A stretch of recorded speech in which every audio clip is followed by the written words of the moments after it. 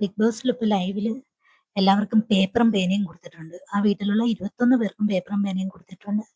വിഷയം എന്താന്ന് വെച്ചാൽ നാളെ ഇപ്പൊ ലാലേട്ടന്റെ എപ്പിസോഡല്ലേ. അപ്പൊ ഈ കൂടെ നിൽക്കുന്ന മത്സരാർത്ഥികളെ കുറിച്ച് എന്തെങ്കിലും പരാതികൾ ഉണ്ടെങ്കിൽ അത് ലാലേട്ടന് സമർപ്പിക്കാനുള്ള ഒരു അവസരം ആണ് കൊടുത്തിരിക്കുന്നത്. എല്ലാവരും തച്ചിനിരുന്ന് എഴുതുന്നുണ്ട്.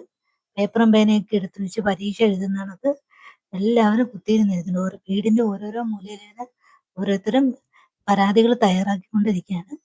ഒരു ബോക്സ് അവിടെ കൊണ്ടുവച്ചിട്ടുണ്ട്. ഇതിനു മുമ്പ് ഒരു ദിവസം ഉണ്ടായിരുന്നല്ലോ, ഫസ്റ്റ് എപ്പിസോഡില്, ഫസ്റ്റ് വീക്കില്. അന്ന് ലാലേട്ടൻ വന്നപ്പോഴും അനീഷ് ക്യാപ്റ്റൻ ആയിരുന്ന സമയത്ത് അനീഷിനെ കുറിച്ചുള്ള പരാതികൾ ഇഷ്ടംപോലെ ഉണ്ടായിരുന്നു. ഇന്നും അത് കണക്ക് പരാതികളുടെ ഒരു മേളം തന്നെ ഉണ്ട്. അത് ഓണമായ ഇന്ന് ഓണത്തിന്റെ എല്ലാ വിശേഷങ്ങളും എല്ലാ ആഘോഷങ്ങളും തീർന്നതിന് ശേഷമാണ് അവർക്ക് ഇങ്ങനെ ഒരു പേപ്പറും പേനയും കൊടുത്തിരിക്കുന്നത്.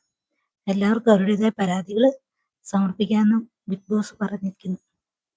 എല്ലാവരും പരാതി നീണ്ട് എഴുതുന്നുണ്ട്. അതങ്ങനെ അതിനകത്ത് പറയുന്നുണ്ട്, ഇവൻ പറയുന്നുണ്ട് പേന ആരും അടിച്ചു മാറ്റി വെക്കരുതെന്ന്. അടിച്ചു മാറ്റി വെച്ചാൽ 21 പേന അങ്ങോട്ട് കൊടുത്തിട്ടുണ്ട്. ആ 21 പേനയും തിരികെ തരണമെന്ന് പറയുന്നുണ്ട്. അതിനൊക്കെ തന്നെ ജിസേലിനും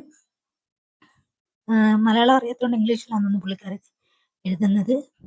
ആര്യനും അത് കണക്ക് തന്നെ മലയാളം അറിയാത്തതുകൊണ്ട് ഇംഗ്ലീഷിലാണ് എഴുതുന്നത്. അങ്ങനെ നാളെ ലാലേട്ടൻ്റെ എപ്പിസോഡാണ്. മിക്കവാറും രണ്ടുപേര് പോകും.